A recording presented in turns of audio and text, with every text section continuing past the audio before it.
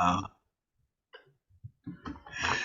and so, Hello everyone. I'm Michael Naylor, and I'm coming to you from virtual reality, transmitted from South Portland, Maine. And I'm the director of the Enneagram Center for Transformation and Well-Being, and I've been doing these interviews now for several years, and just find them to be so amazing and heartwarming, and always learn something new from each person I get to talk to. And today, I've got Catherine Bell, who's an Enneagram expert and teacher, and has written a beautiful book she'll tell us a little bit about, and a mighty type 8, which is always great to get the eights on here to sort of wake us all up. So that's it. Thank you so much for being here, and would love to hear your about your journey with the Enneagram. The agony, the ecstasy, the ups and downs, and all the little things you've learned that might help some other 8. Whatever comes up for you would be great. Thank you so much for having me, Michael. It's an honor and a privilege to be with you right now. And also to everybody listening, thank you for taking the time. Because ultimately, I think time is our most precious gift and opportunity. Absolutely. So you asked how I learned about the Enneagram before we started recording. And I have a very interesting story with it. So my mom and my aunts, we were at the cottage, and my aunt and my mom were like, oh, she's an 8. She is an 8 without any doubt. And she had recently learned the Enneagram. She was a partner at Korn Ferry in the UK, and Korn Ferry was an executive recruiting firm. And I was like, you cannot box this fucking energy in. How dare you call me my type? Like, I'm not a type. I'm far beyond any type, Michael. Like, I was like rejecting all of it. Like, no, Wow. mom, no, Ruth. And I respect both my aunt and my mom. And yet at the same time, I was like, how can you dare box me in? Like, that's not okay to do. And Yeah. you can't go around telling me I'm an 8. What the heck is an 8 anyway? And then my mom's like, well, you were born independent. You naturally filled in the leadership void in our family. My mom's a 6, my dad's a 5, Oh. and you naturally led. Like, since you were basically born, you couldn't help but to lead. And I was like, ugh. And I kind of dismayed it and let it all go. And they did the same with my 2 younger sisters. And Jen, who I know took a course with you and absolutely loved it. So kudos to you. Mm-hmm. And eventually I found it kind of infecting my life. Hmm. Like, I'm like, oh, why does the Enneagram keep on Hmm. coming up? Hmm. Why does it keep on, rearing its head? And then my aunt said to me, Kath, I think you really need to go and study with Russ Hudson. You need to go to the part 1 training. And at the Hmm. time, I was in executive search, and I thought, okay, I think it would be worthwhile. And then now I was taught, in fact, they've all stayed here. So Russ has stayed in this room. David Daniels has stayed in this room. Who else? Tom Condon's been here. Ginger Lapid Bogda. So now I feel like I've been steeped in this Enneagram. Catherine and David Favre, steeped in this kind of Enneagram community. Hmm. And it's totally, it infected me is the best way to describe it. Almost like I didn't have a choice because it was calling so loudly. The Hmm. call, Michael, was so loud that I Hmm. couldn't help but to pick up the ring. Beautiful, beautiful, and so as you learned about your type, I know when I learned about my type by just a freak accident, where my therapist, future grief teacher, said read to the type 4 in personality types, and I read it, and I was horrified. I think I couldn't believe. I felt like Dawn had just looked into my soul and seen all the irreparable parts of me. And so what was it like for you to learn to sort of start to study your type? Mortifying, Hmm. absolutely mortifying, Hmm. especially as it relates. and continues to relate to my whole relationship with control, with strength, with vulnerability, with impact, with death. So all these kind of fundamental ego issues, it's pretty, when I see myself clearly, I can't help but to get on my knees and ask for something else to come in, because I realize that that's not the true me. And I was recently with some of my former business partners. Like, I can't help but to build stuff and to help to create stuff. Like, that's the natural. I have a vision for things, and then I'm like, okay, here's how we're going to build it. And they were talking to me about how it was really important that we needed a leader. And then I just recounted all these kind of brutal stories of how bossy I was, of how controlling I was, and they were laughing their heads off. I didn't find it funny at all, because it was all kind of ego stuff. And while for the eights in the crowd, we're very good at building stuff, and it comes at a cost, and a cost often to ourselves, our well-being, and a cost to our relationships. And so now I'm really working at, how do I build healthfully, especially because I'm self-pres blind. So how do I take care of my well-being in addition to building healthy organizations? And that's what the Awaken Company takes a stand for, is how do we bring humanity back into our organizations, and how do we build healthy cultures? So I feel like I'm continually learning that as I go, and as we grow. I am also, what I realized too is that the whole energy of the heart, I can feel now when my heart isn't present, which has been a big learning for me, because often I operated with this intuitive guidance from my gut, and I'd say my head center as well. And now paying far more attention to what is my heart actually calling, and then using discernment around the lust of my activities, because Michael, everything is juicy. Everything is like alive for me and vibrant. And so it's like, okay, what does my heart need, and how can I be in service with my gut, my heart, and my head in a more full capacity, so that I really, to me, it's very important that I walk the talk. It is not just about being a talking head, or just being a teacher, or just kind of, for me, it's so important that I actually live what the teachings of Gurdjieff, what the teachings of the Enneagram are. I also, something's very interesting when I also feel like the Enneagram opened up my spiritual path too, which is a very interesting kind of, for me, it's very interesting. Knowing the Enneagram became a spiritual path, in the sense that it opened up presence for me. Well, I wonder if you could say something about that. Is that something you would feel comfortable sharing? How your spiritual path has opened up? Most certainly, and it feels vulnerable, which is always a sign when it gets uncomfortable that I'm to go in rather than back away. So I will talk about it. So I study with a woman named Lama Alioni and Charlotta Rotterdam, and they're out of Terramondala in Colorado. Lama's actually in Encinitas, California. And I'm on the, on a Dzogchen path. And I've been doing a Nundro for the last year. And to have the spiritual discernment, Michael, for me to sit down and practice every day with this Nundro has been very challenging, and also very clarifying, because I know I'm committed to do it, and it's really helped to empower my life in new ways. And does that involve some form of sitting meditation or practice that you do on a daily basis?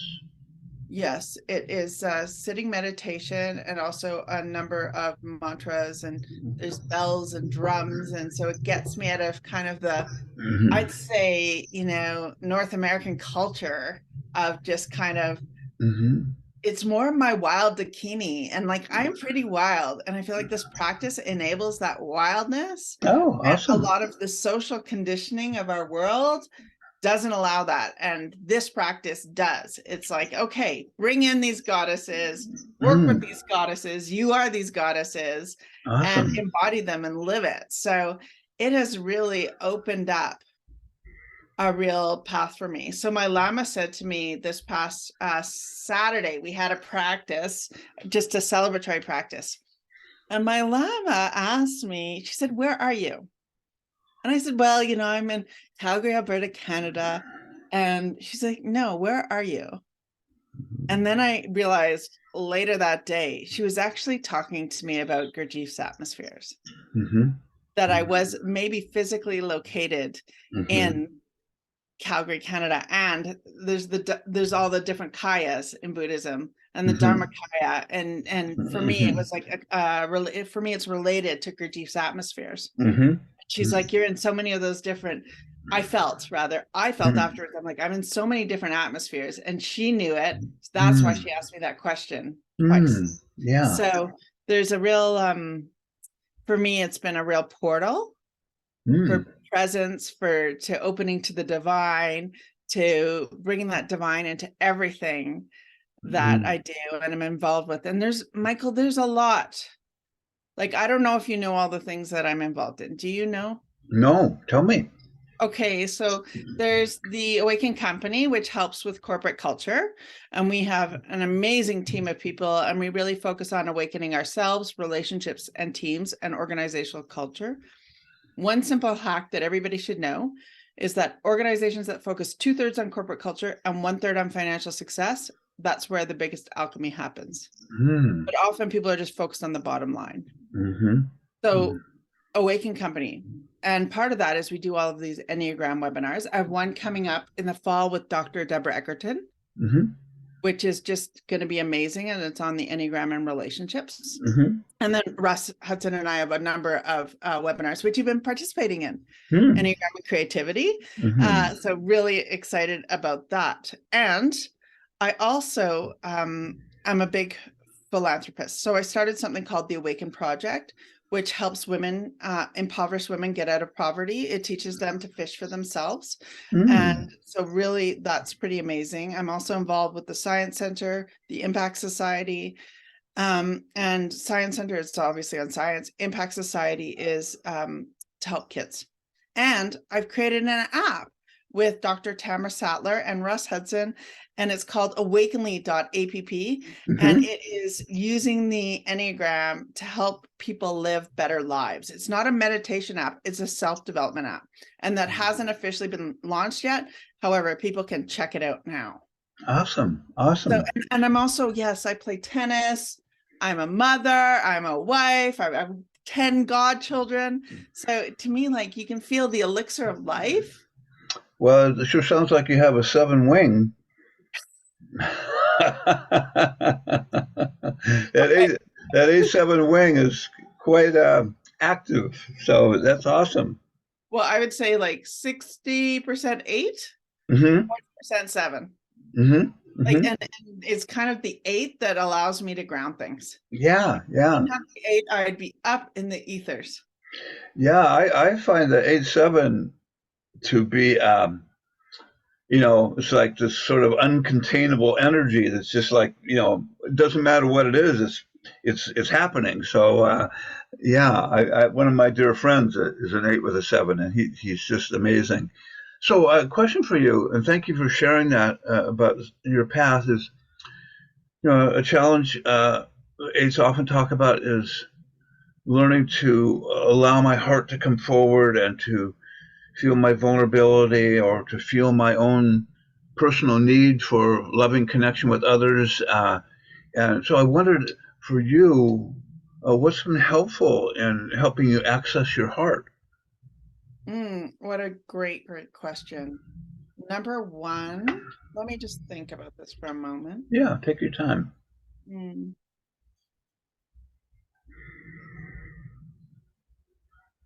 The realization that at any one moment, I or somebody I love could die.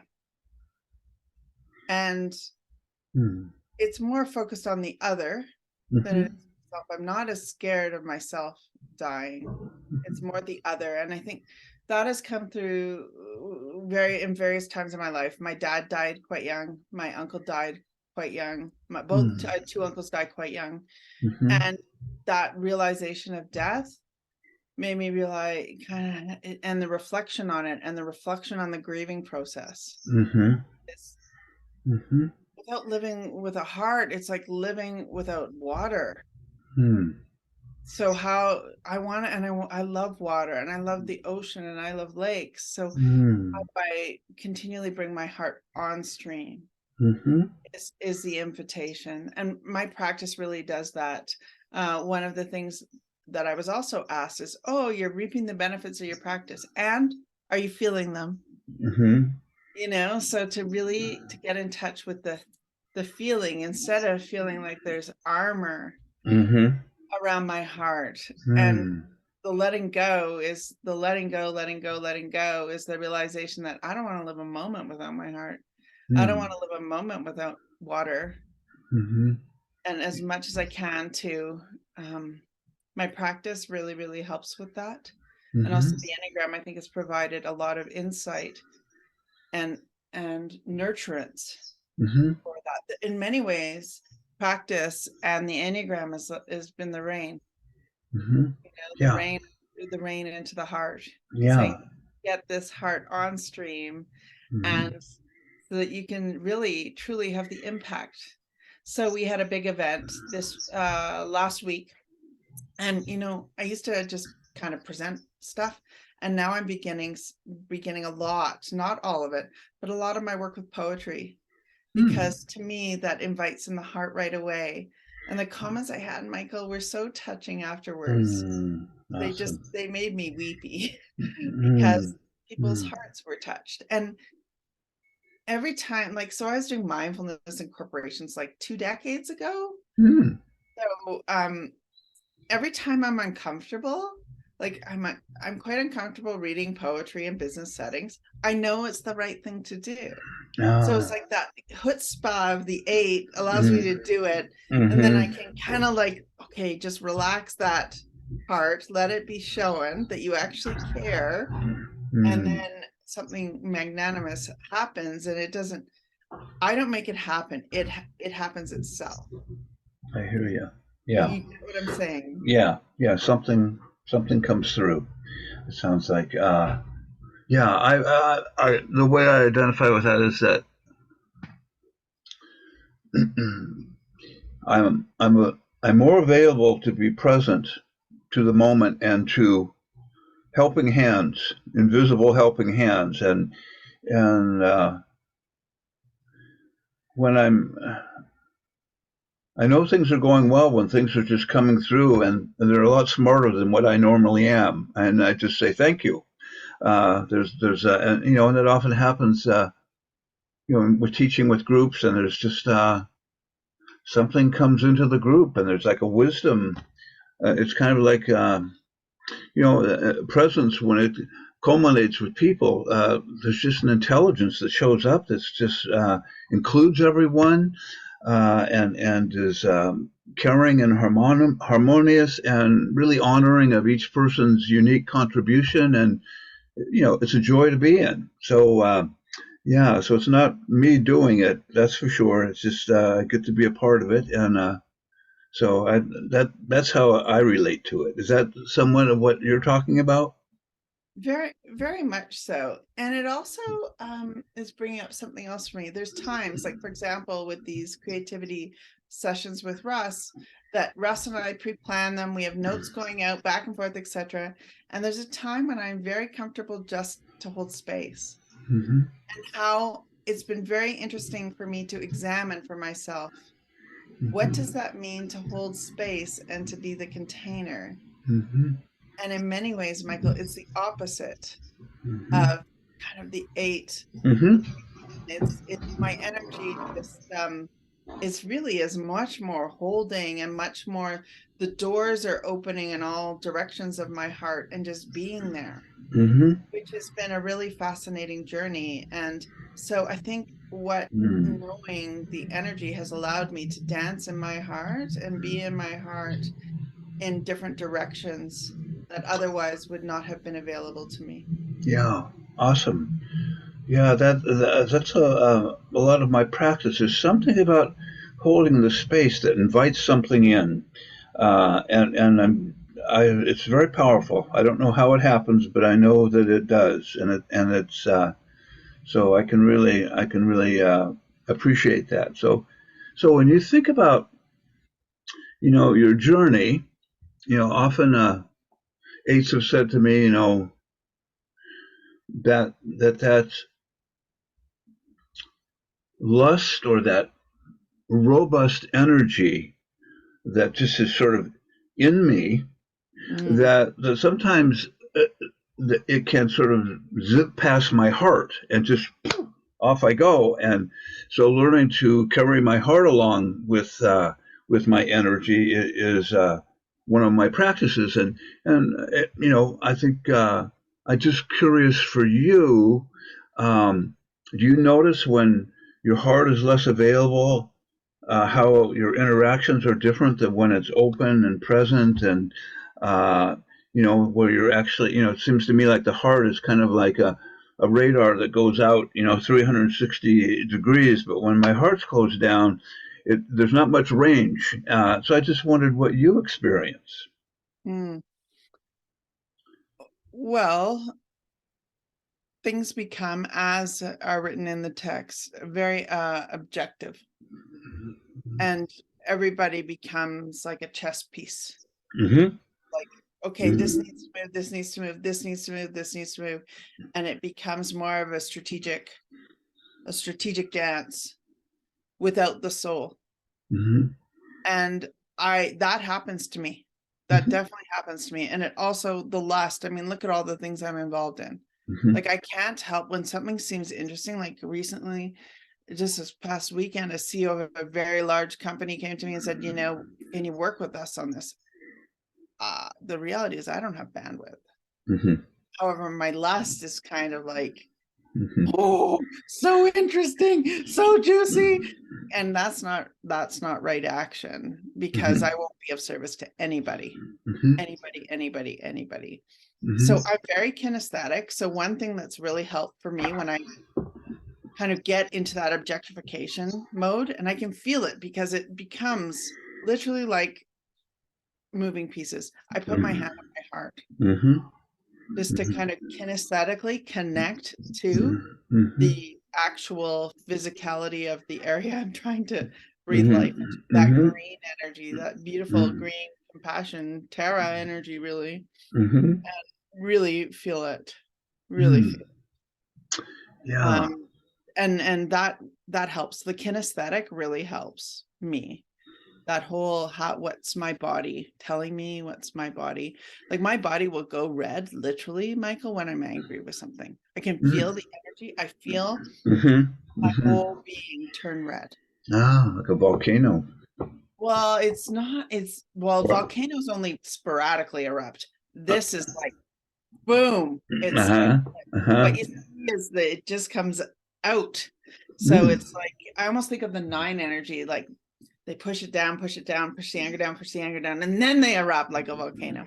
For me, it's like Oh. omnipresent, Oh, this like a red, dragon. Mm. like a dragon. In Mm-hmm. fact, my tennis instructor has said to me, Kath, you're a fire breathing dragon, and I need you to release your fairy. So, so I think that I like that. I like that you described it as a dragon. It is like a dragon.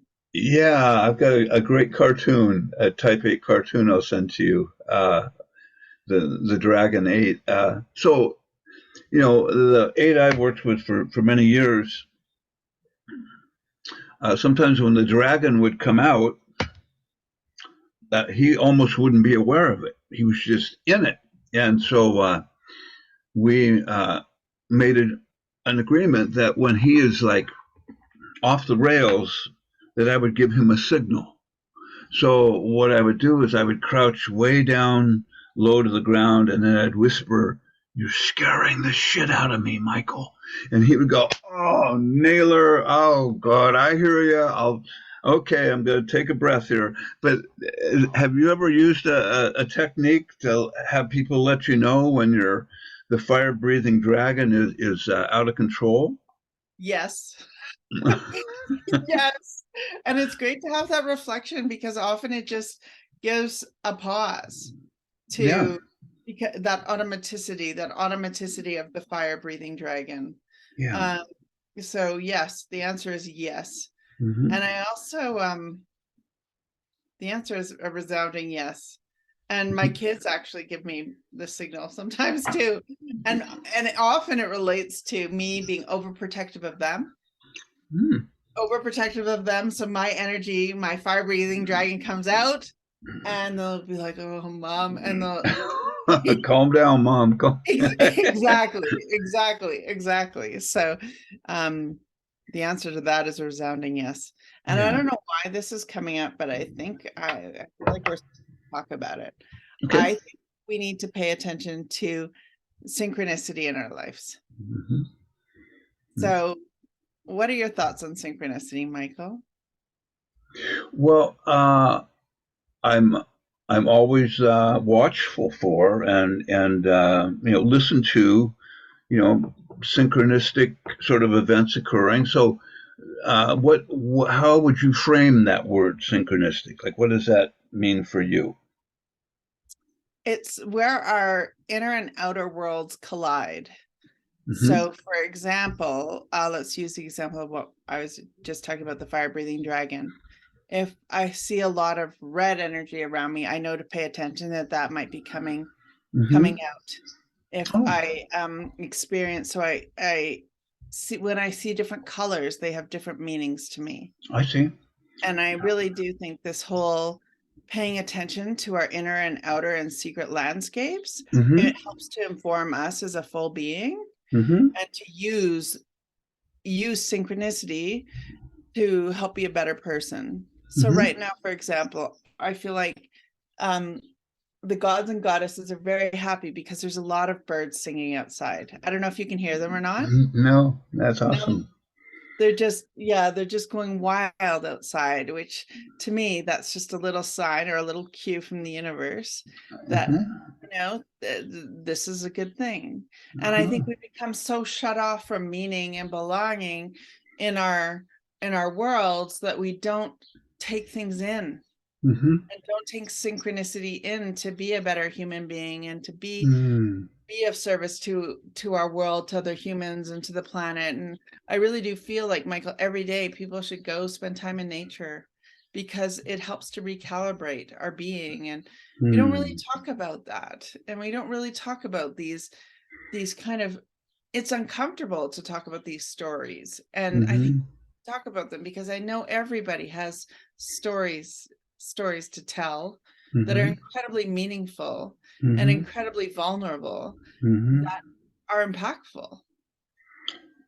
I agree, and I was just I'm a part of a men's organization called Lumen that was originally started by Father Rohr, Richard Rohr, and a core teaching is how nature is a conduit for spirit, and learning to be with and listening to the sounds of whatever the manifestations are out in nature.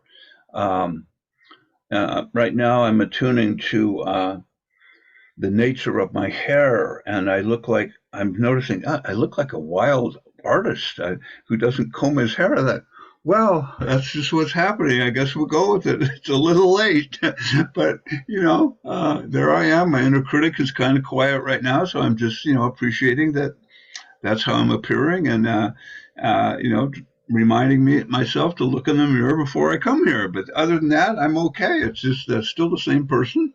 So, but anyway, this listening to bird song and the sounds, uh, it's like a communication from environment into yourself, and uh, so that's interesting because we think about the eight when they're caught up in the energy of the personalities, it becomes less receptive, right? It becomes more hardened, so that those kinds of attunements, which really, they're intuitive attunements, and I have to be open to hearing them. But that sounds like, you've really done some great work at just sort of, opening the container of your being and being able to take those things in. So, yeah. So when you were, let's say a youngster, grade school, high school, how did your eightness show up? Oh, great question. So I moved every 2 years of my life growing up, and it was really hard because every time, and I'm a social, so my instinctual Yeah. stack is social, followed very closely by sexual, blind spot, self-pres. My social, sexual really flipped. Hmm. So I'd walk into these schools and I wouldn't know anybody. And I'll give you one story. I moved from Calgary to Winnipeg. I really did not want to live in Winnipeg. Hmm. So I took my mom's credit card and I booked a flight to Calgary. And my dad had to meet me at the airport. And so I was not very easy to raise. I was incredibly independent, feisty. Hmm. I had these, I don't know if you remember fancy S jeans, but I had fancy S jeans and I blow dried them on to get them as tight as possible. And, and so I was not easy. Like I would go out, I would party, I would drink, I would, um, and yet all of it, I think, really was because I wanted to belong and I wanted to find Hmm. meaning when we moved. So, Hmm. um, my poor parents, my poor mom and dad, like now being a parent, I totally have a different lens on them. Uh, Hmm. and there was this, I couldn't also help but to lead. So involved in sports, would prefer a leadership role. It naturally, my sister, somebody was bullying Jen, and my mom told me, Kath, you got to go tell XYZ they can't bully Jen anymore. So sure enough, what do? Big sister comes in, pulls the little girl's hat over her eyes, and said, "If you ever dare touch my little sister again, you've got me coming for you." And well, it never happened again. You see these archetypal 8 stories, and same with, Hmm. for example, I would look at magazines when I was young, and I'd be like, oh, I'm going to be that person. I'm going to be the leader. I'm going to be the CEO. Hmm. Like I just always knew that I was Hmm. meant to lead. Yeah. Uh, and kind of even the word, now I realize I'm following something else.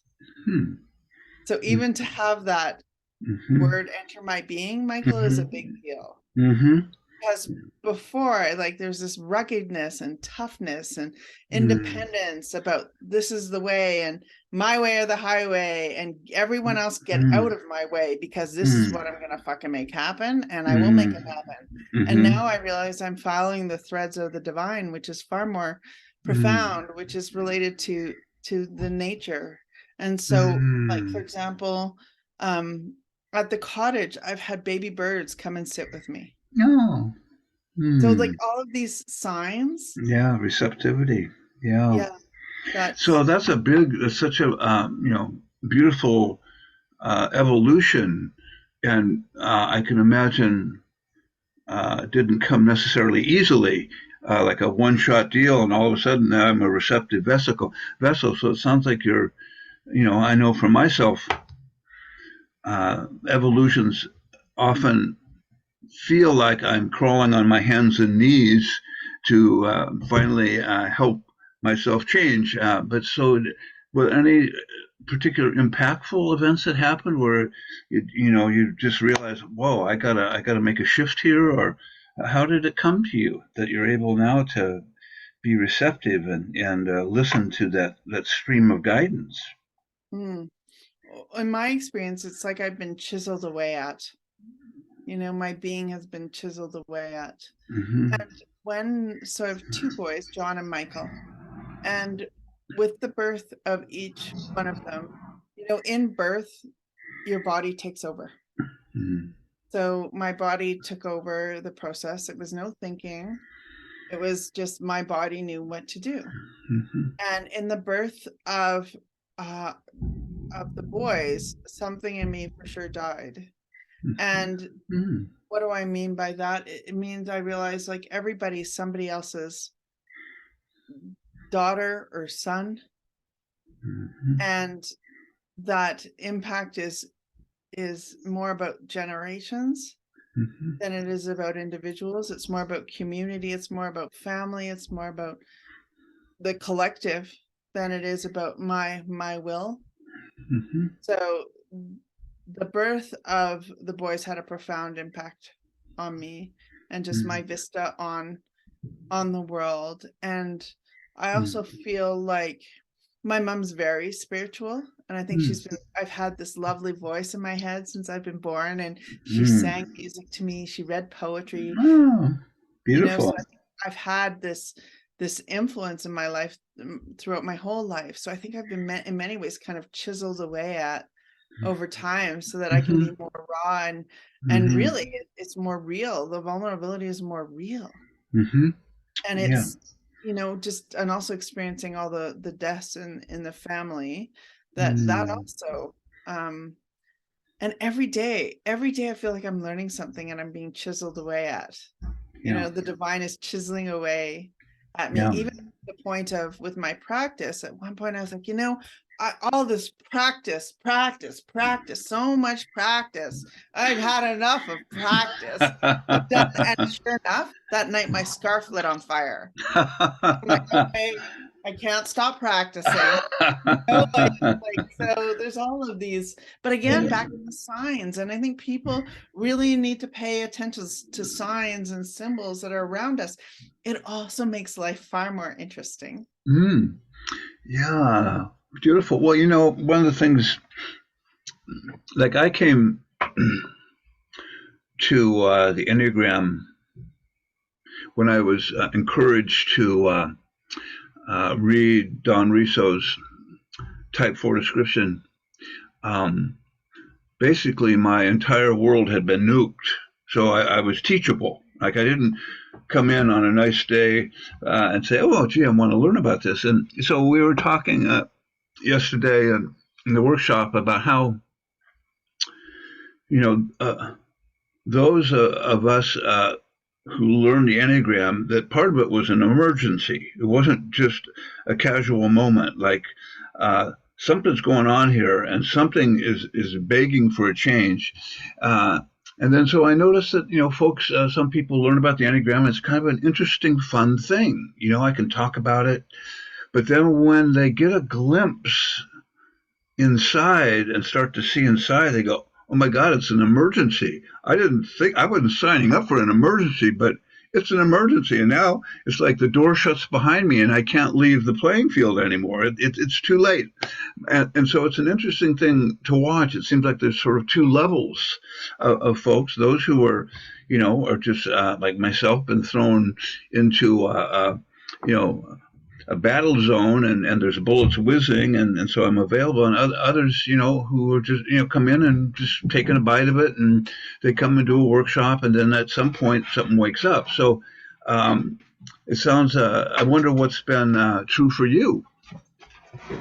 Well, I've had so many what I'd call earthquake experiences, Mm-hmm. which you could define as emergencies. Mm-hmm. Definitely. And even right now, I feel like my whole world is being recalibrated. So, um, an earthquake experience for me, a 911 experience for me was part two, actually. And all I saw was darkness. And Mm. so my mandala was as black as you can be in terms of the middle, like black, like, Mm. and it was what I would call, I experienced in that, what I'd say is the dark night of the soul. Like it was just absolutely, Mm-hmm. um, Mm-hmm. profound, really, Yeah. really profound. Yeah. Uh, and my wake up calls again have been around death and birth. Mm-hmm. So kind of extremes, actually. I Mm-hmm. never really thought about it this way, Michael, but it's Mm-hmm. like extremes, like Mm-hmm. extremes. Birth is extreme, death is extreme. Mm-hmm. And those have been my wake up calls. Yeah. Yeah. Well, I was sharing uh, with a group that I so there's been going into the Gurdjieff work, etc. It was always preceded by whatever I'm doing is not working. So let's check this out, right? And I remember when I did the part one, and I saw Russ up there on the stage. There was my whole soul said yes. And then I didn't realize, I would then do part 1, 2, 3 master classes and another workshop all in 1 year, right? And that I would be crying most of the year, just my heart just wailing and weeping, and at the same time feeling like this feels like the right path, and I get a gift from it each time, and my heart's coming online. But I thought I would never stop crying because I just did it nonstop. But today my heart is settled, and I'm prepared if need to go deep. I do in terms of sadness, but I did so much grieving that people used to say, "Oh no, Naylor's here. He's going to be crying." Okay, we'll just have to bear with it. So, but yeah, so it was a hard time. I was both dark and exciting. So it has mellowed. I like the idea of being worked on and carved on. I felt like I was been thrown in a purifying fire, and then it finally relaxes. So anyway. It's an interesting thing around how to support people when they're learning about this Enneagram and they're going through all sorts of inner transformations, and they're really suffering. And I can remember both Russ and Jessica Dibb saying, just stick with it, you'll get through it. And I'm going, I'm counting on you guys. I hope you're telling me the truth. And they were. It just took longer than I thought. So I don't know. Anything come up for you around that, or anything you want to say about that? Well, so people think eights don't cry. I cry all the time, and it's so healing because it means I've actually been touched. Yeah. It means I'm with whatever is. Mm-hmm. So for me, crying is incredibly healing. And body reaction is very important to me, like in the senses and the use of senses, and that's very, very important to me. And like, what am I tasting? What am I smelling? What am I seeing? What am I hearing? My physical sensations.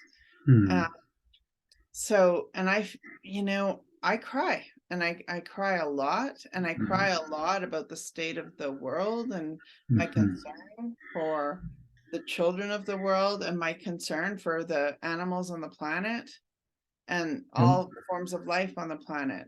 And I actually, I feel it. And that's not a word I would have used, a decade ago. Yeah.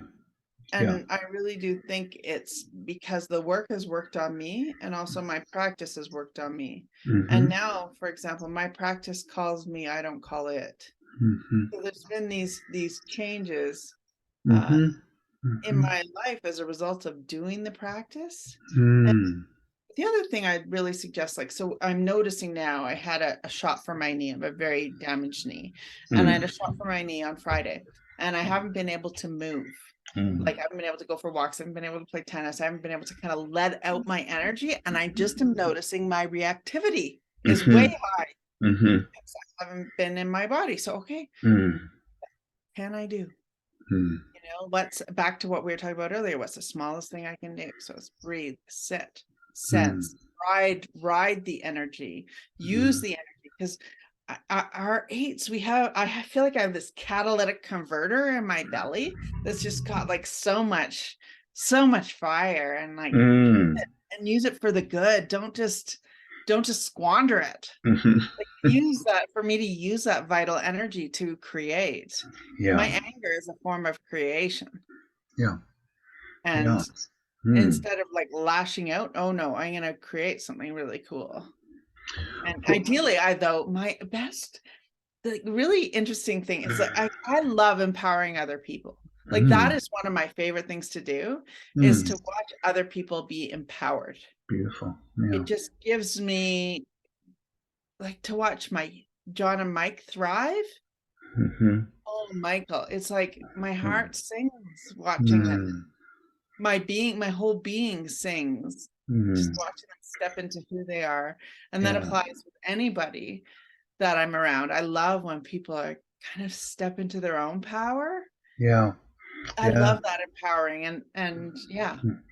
Yeah, that to me, that's like the best of the eight. It's that magnanimous heart that, just invites others to rise up into their power. It's really, really beautiful quality that the eights in my life have just, just so generous with, inspired by, when people start to light up. And, if you ever have a chance to read on the type 8 in the book I wrote about Dominic, the type 8, and how he works as a counselor and just, enlivens and inspires men who have just been broken by life, and just really empowers their passion to live and serve and be. And it's just amazing to be around. And I feel like, the great thing about being around eights like that is it's contagious. It gets in your own atmosphere. And so I was thinking of a book I read about a type 8.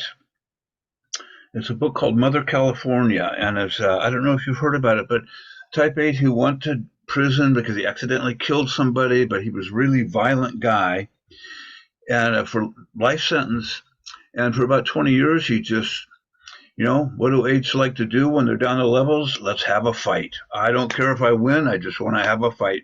But at some point, a woman entered his life and touched his heart, and his heart center opened up, and it completely, of course, when that heart center opens up, you're looking out a different set of eyes, right? And it was a beautiful, beautiful story about the phoenix rising and this beautiful guy. And so I bring it up. I wonder if there are, books or movies that kind of bring to light that evolution of the eight, or anything that, that has inspired you along those lines. Oh, what a great question. And I love books. I have books everywhere, books shoved under my bed, books. I have books everywhere. As you can see behind me, they're also beside me and up all over here. I hear you. So Saint Teresa's book, I think everybody should read. Is that so? What's it called? The Interior Castle. Interesting. That book absolutely changed my life. Absolutely fundamentally changed my life. And I think she is an 8. And she talks about well, anyway, I won't say, I don't want to give it away. It's a fabulous book. Wisdom Rising, or what is the other? Feminine Wisdom Rising. I don't remember the exact word, by Lama Alioni. Amazing book. Incredible book. Awesome. Obviously, Eckhart Tolle's book, my publisher published them. Amazing. Power of Now. Yeah. And Presence. Of course, the Bhagavad Gita would be another one of my influences. So there's a few. Yeah, beautiful. Yeah, I love reading, and I find reading intoxicating. Yeah, beautiful. Yeah, great. Well, let's see if I got another question for you. So, if you were, in retrospect, were there things that people, if they had more presence or awareness, could have helped? Oh, I know what it is. So there's a lot of women who come to Enneagram workshops, and these beautiful, fiery, strong women, and they say that one of the hard things for them is that the world doesn't necessarily welcome them with their aliveness and their assertiveness, and that they have to really deal with sometimes social rejection or misunderstanding. Of course, it doesn't usually stop them from manifesting, but it's hard on their hearts, if nothing else. So I just wondered, what your experience has been, and what thoughts you have for them. Yeah, this is a big one and an important one.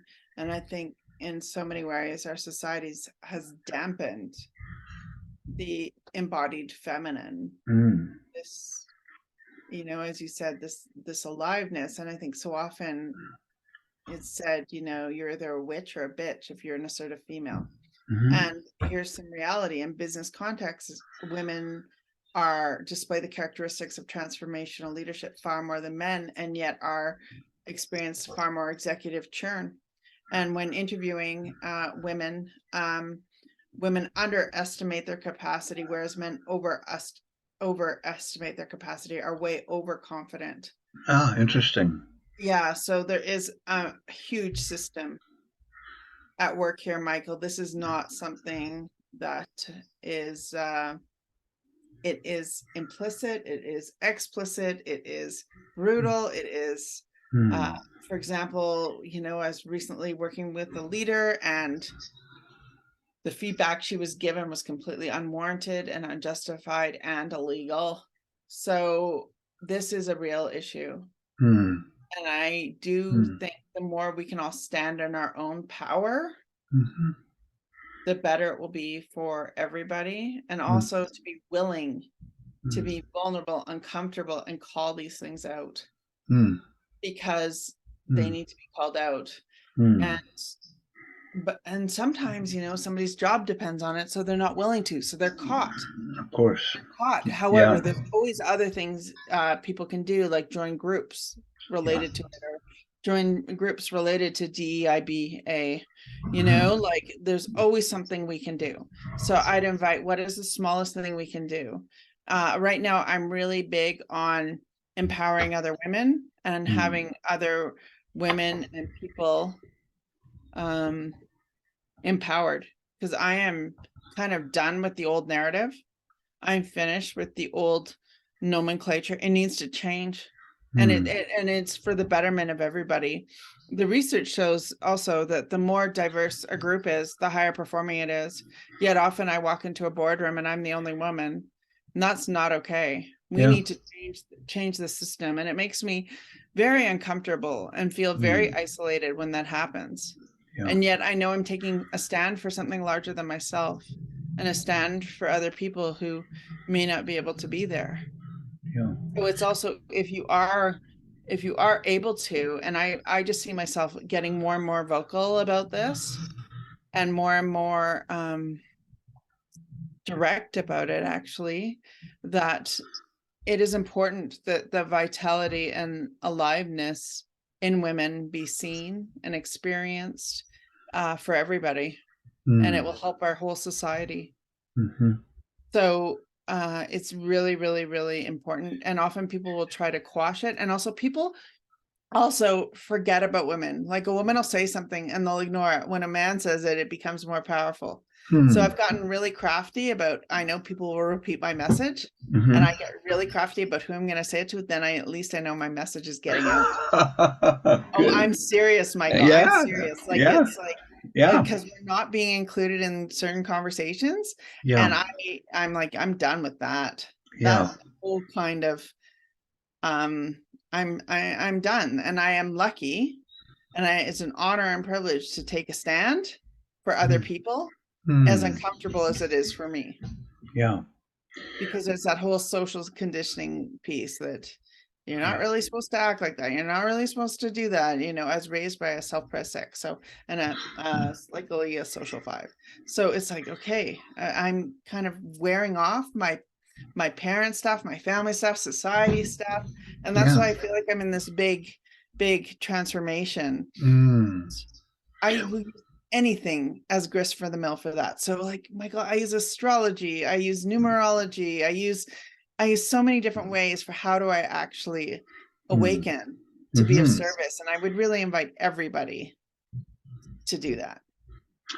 Well, yeah, beautiful. And I think an interesting woman who's sort of demonstrated that on the world level is Serena Williams, and a powerhouse, extraordinary tennis player and woman, and outspoken, and they tried to squash her a number of times in tournaments, and she would not take it. She would stand up and say, "Hey, if a man was doing that, you would be giving him space, and truth is she can beat most men on the planet anyway playing tennis. But what a gorgeous role model for empowerment of women and really combining that kind of feminine with the power of the feminine. And so I was thinking that one thing, in my journey, it's like what Gurdjieff said and other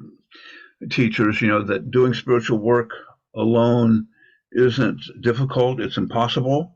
Meaning, it's you need to have comrades on the way because, as my teacher would say, our patterns get smarter the farther we go along. So our bullshit gets better, and we don't notice that we've just used some wisdom teaching to support our ego position. So you need to have at least 2 or 3 men in your life, Michael, who can spot it, because it will become slicker and quicker, and you'll think, wow, I'm awesome, right? So, in the Gurdjieff work, the theory is, and I think this is true in AA, is that on any given day, if there's 10 of us, with a little luck, 3 of us are awake, and they will lead the group. But everybody seems to go in and out of their awakeness. But it's this idea that if you work alone, your chances of spotting when you fall asleep are not good. So I was thinking of eights who are so independent. The idea of getting support from others. It seems like in the Gurdjieff work, a lot of 8 type men show up. But I just wondered if you had any thoughts on this whole idea of support for eights and women and. I think to have a spiritual sangha is of utmost importance, and also to have a spiritual teacher is of utmost importance. I also think to have really great friends of utmost importance, and to have people who are, when you work with them, it becomes the work. And I would say my colleagues, for example, Russ, Bliss, Joey, Sherry, the work is the work. We actually use what we're working on as work, and we call each other out on our stuff when it happens. So that is really, it's almost like the work and my spiritual practice has infested everything that I'm doing. And it's so bizarre, Michael. Like, for example, the stupa at Terra Mandala is the same birthday as mine, and I just learned this, except for it's 1999. Not the exact same birthday, but very close. The date of it is. And then all of a sudden I learned that there's a stupa in Calgary. And I did not know. I've lived here for how long and never knew there was a stupa. So like to use the work as the work. And then so now I'll follow that thread and go to the stupa and walk around it. And there's something I meant to learn there. So yes, we absolutely need support, and we need supporters, and we need people who can be real with us and be vulnerable with us and aren't afraid to call us out on our stuff when we need to be called out. I just feel like it's it also, where's the meaning in life if there's not that? That's the sweet spot, that kind of working with folks. It's like I think what we came here for, at least for this soul. But well, I'm being mindful of that you have an upcoming appointment. Do you have a 5 more minutes to go? Is that gonna? I do. Let's 5 more minutes, and then let's blast off, and let's talk about. We talked about your book. So we talked about Michael's book, and Russ and I are presenting at the IA conference on creativity, and Michael's going to send copies of his book for me to give to people, which is very kind. And so tell us a little bit about your book and who should come and see me if they want a copy of your book. Who's it for? Who's it written for? Well, that's a great question. So this is the book, and the title is The Alchemy of the Enneagram and Transforming Addiction, with a subtitle of A Guide for Professionals Helping Men Recover Their Lives. And somebody said, well, what about women? I said, well, my editor, who I trusted, a lot of my stories about the types are with people I've been in the trenches with who were men. And she said, you know, if you name it for men, it's not going to detract from people picking up and using it wherever they're at. So it's for anybody who's, when people come into recovery, uh, they might feel really good at first, and then they have this moment when all of a sudden they start seeing their patterns that drove their addiction showing up. That patterns are tenacious, and as one friend said, I think my patterns are immortal. I said, well, that may be so. So how do I learn to live with them, right? So it's really trying. My work has been noticing, like I've been in recovery over 40 years, and I notice that sometimes when people hit that stage when their patterns come up and they start to feel the powerlessness of it, that they try all the things that got them sober, but it doesn't touch the patterns. And so sometimes they give up and they relapse, they disappear, and it can happen at year 10, 20, 30, 40. And what I argue in the book is that the inner work you do to get sober and working the steps is all preparation for being with this deepened awareness that will start to show up, where you start to see your patterns, which can be horrifying at first, because I often say, I thought that when I started to see my patterns, that they would transform in a couple of weeks, right? I said, no, I get to watch them 2,000, 3,000 times, and then they soften and they're less dominant. But if anything comes from it, is I get a pretty big dose of humility around, how powerful these are and how hard it is to change. So I wrote it because I really felt like the guy who started AA,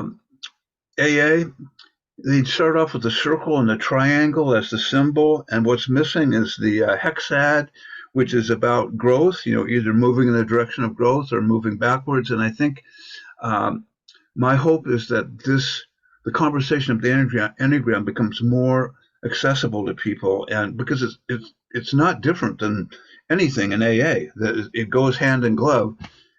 So I wrote it with the hopes that it would help people not have to relapse, and help people start to understand how their differences, that one size doesn't fit all, and I think that a lot of AA, the founder was a type 3, so a lot of the philosophy is around the type 3 patterns, which can be pretty universal in a certain way, but they the type 2 who needs to learn how to take care of themselves and nurture themselves may not get the information they need for staying sober. So long story short is anybody who's interested in, has addiction, they're in recovery themselves, or they've got somebody who's struggling with it, or they're a counselor or a teacher, that they come and say, hey, I'd love to have a copy of that book. And if they're so inspired, contact me.